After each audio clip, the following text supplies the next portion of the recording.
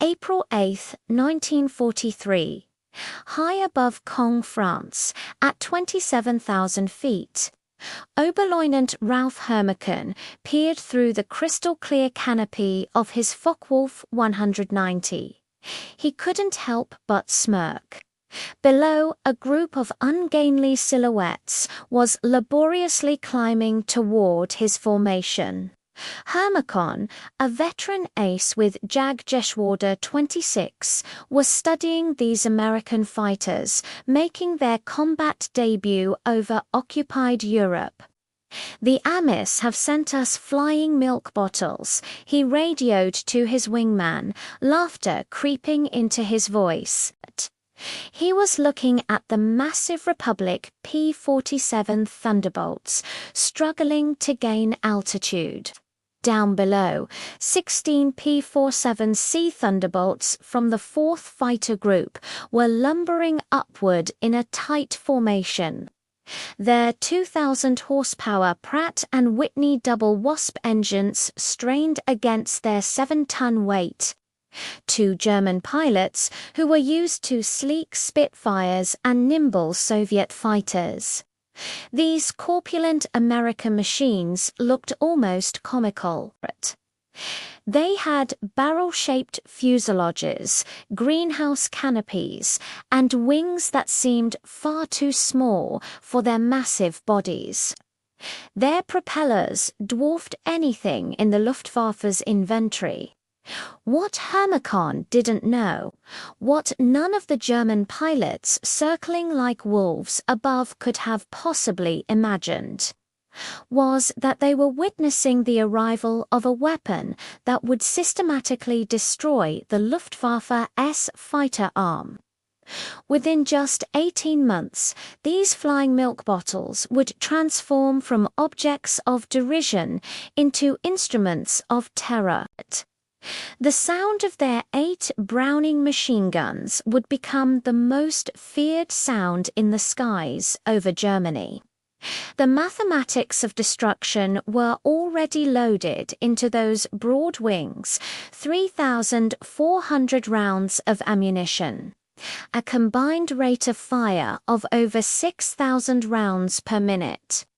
This was enough concentrated firepower to saw a Messerschmitt in half in less than 2 seconds.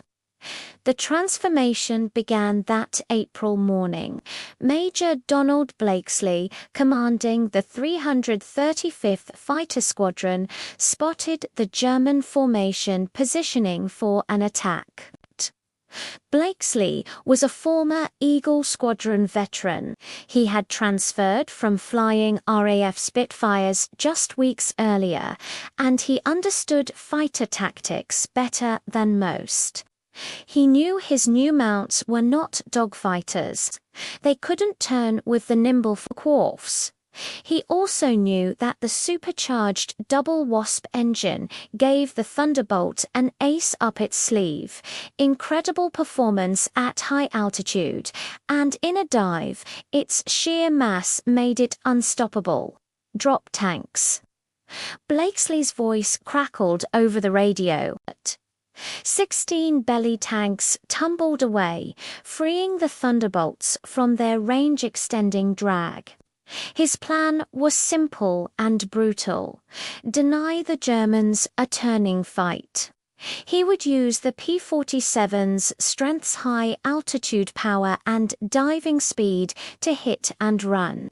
He ordered his squadrons to climb, pushing their planes even higher, creating separation from the circling Focke-Wulf's Hermeken, and his wingmen watched, puzzled. Instead of accepting battle, the Americans were climbing away. Were they cowards? He gave the order to pursue. The German fighters, lighter and more agile, easily gained on the climbing Thunderbolts. This was a classic mistake. Hermeken was playing right into Blakesley's hands. As the Germans closed in, eager for the kill, Blakesley gave the next command: turn and dive. In an instant, the lumbering formation of P-47s transformed. They rolled over and plunged earthward. 7 tons of American steel and aluminum accelerated with terrifying speed. The sleek German fighters found themselves in a sudden, desperate chase they couldn't possibly win. The P-47s could dive faster than any fighter in the sky. The Germans tried to follow, their engines screaming in protest, their airframes groaning under the stress. As the P-47s leveled out at incredible speed, they used their momentum to climb back up, converting speed back into altitude. They were now in a position of advantage. Blakesley spotted a lone Focke-Wulf that had overshot the dive. He banked his Thunderbolt, brought his nose around, and squeezed the trigger. For the first time in Europe, the full fury of 8 50 caliber machine guns tore through the air. A stream of tracers slammed into the German fighter, ripping through its fuselage and wing root. The Focke-Wulf disintegrated in a flash of flame and smoke. The first victory for the Jug in the European theatre of operations. The German pilots were stunned. Their easy targets had suddenly turned into deadly predators. They had been outmaneuvered, outdived, and outgunned. The brief, violent engagement left them scattered and confused. They had lost one of their own and had barely managed to land a single hit on the American behemoths. Termican, the ace who had laughed at the milk bottles, was now fighting for his life, trying to evade a P-47 that was glued to his tail. He eventually escaped, but the lesson was learned. These American planes were not a joke. That day, the 4th Fighter Group claimed 3 German fighters destroyed for no losses. It was a small victory in the grand scheme of the air war, but its significance was enormous. It was a proof of concept. The P-47, when flown to its strengths, was a lethal killing machine. The pilots of the 4th Fighter Group, many of them experienced veterans from the Eagle squadrons, quickly developed and perfected the tactics that would make the Thunderbolt so dominant. Instead, they used boom and zoom tactics, diving on their opponents from above, making a single, devastating firing pass, and then using their superior speed to escape and climb back to a position of advantage. The Germans, for their part, learned to respect the Thunderbolt. They nicknamed it Der Gabelstapler Killer, the forklift killer, a grudging acknowledgement of its industrial brute force effectiveness. They knew that in a dive, a P-47 was untouchable.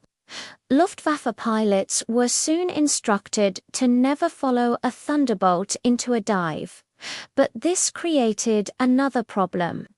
By refusing to follow the P-47s down, they were essentially ceding the skies below to the American fighters who could then proceed to their primary mission, protecting the bombers. And that was the real genius of the P-47. It was designed from the outset as a high-altitude escort fighter. Its job was to get the bombers to the target and back. With external drop tanks, its range steadily increased, allowing it to accompany bomber formations deeper and deeper into Germany. By 1944, Thunderbolts were escorting B-17s and B-24s all the way to Berlin. The Luftwaffe was forced to engage them, and in doing so, they were drawn into a war of attrition they could not win. The P-47 was incredibly tough. Stories of pilots bringing back jugs riddled with hundreds of bullet holes and cannon shells became legendary. Its rugged airframe and powerful radial engine could absorb an astonishing amount of punishment and keep flying.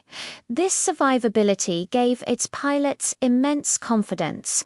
They knew their plane could take a hit and still get them home. This psychological edge was just as important as the fighter's performance.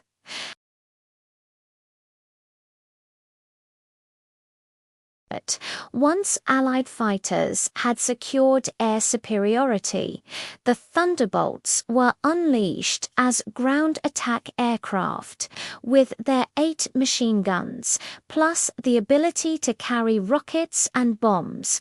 They became a terror to the German army.